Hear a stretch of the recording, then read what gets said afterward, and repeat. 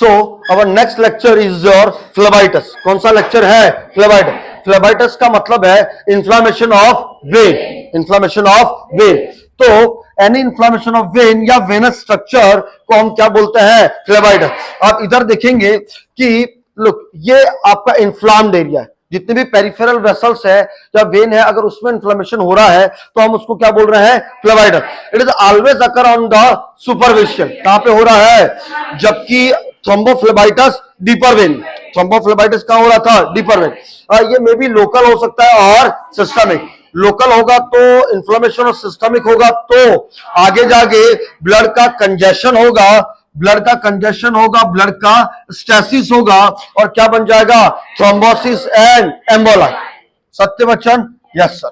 चलिए, इटियोलॉजी क्या है? इटियोलॉजी या तो आप आईवी कैनुलेशन कर रहे हैं। क्या कर रहे हैं? आईवी कैनुलेशन जब आप कर रहे हैं तो आप वेन की वॉल को डैमेज करते हैं। किसकी वॉल को डैमेज कर रहे हैं?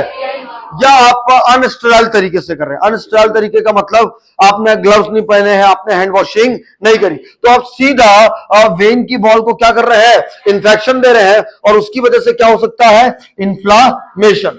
दूसरा कि आप आईवी थेरेपी चला रहे हैं। नॉर्मली हमारा ब्लड कौन सा है? आइसोटोनिक। कौन सा है? लेकिन जब आप आइसोटोनिक के अलावा हाइपर ऑस्मोलार ड्रग दे रहे हैं। कौन सी ड्रग दे रहे हैं? जैसे मैंने कल बताया था, सबसे पहला कौन सा? KCL, D25, NS 3%। ये आपके जो वेसल्स की एंडोथेलियल लेयर है उसको क्या करेगा? इरिटेट करेगा और धीरे धीरे इरिटेशन की वजह से क्या हो जाएगा?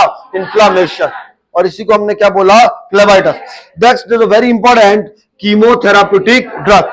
कीमोथेराप्यूटिक ड्रग हमारी सेल, नॉर्मल जो एबनॉर्मल सेल है उनको तो डैमेज करती है, लेकिन इसके साथ साथ किसको डैमेज करती है? नॉर्मल। जब नॉर्मल सेल डैमेज होगी तो इसके साथ they are irritate the endothelial layer, और एंडोथेलियल लेयर डैमेज होगी तो आगे जाके क्या हो जाएगा? Inflammation. The next clinical feature. जितने भी इंफ्लेमेशन के जो भी फीचर्स है वो आपको मिलेंगे। पहला इंफ्लेमेशन का साइन क्या मिलता है? Redness, warmness, pain, oedema, tenderness. ये मैं कल सब समझा चुका हूं, है ना? Thrombosis and finally discolorization of vein, discolorization of vein. आगे बढ़ता हूं।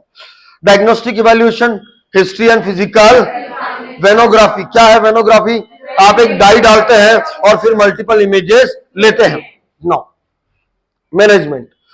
मैनेजमेंट में सबसे पहले थ्रोम्बस ना जमे इसके लिए आप क्या देते हैं? एंटीकोएगुलेंट, एंटीकोएगुलेंट ड्रग देते हैं, दैट इज द हिपेरिन, और इसके साथ और ऐड करते हैं जिंक ऑक्साइड।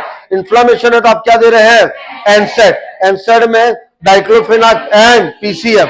चूंकि इन्फ्लेमेशन है तो हम क्या दे रहे हैं? Antibiotic, yes, anticoagulant. Provide warm and moist application. क्यों? इन्फ्लेमेशन हो रहा है, क्यों देते हैं? इन्फ्लेमेशन की वजह से। और हमेशा लेग को क्या करते हैं? एलिवेट। क्यों एलिवेट करते रहते हैं?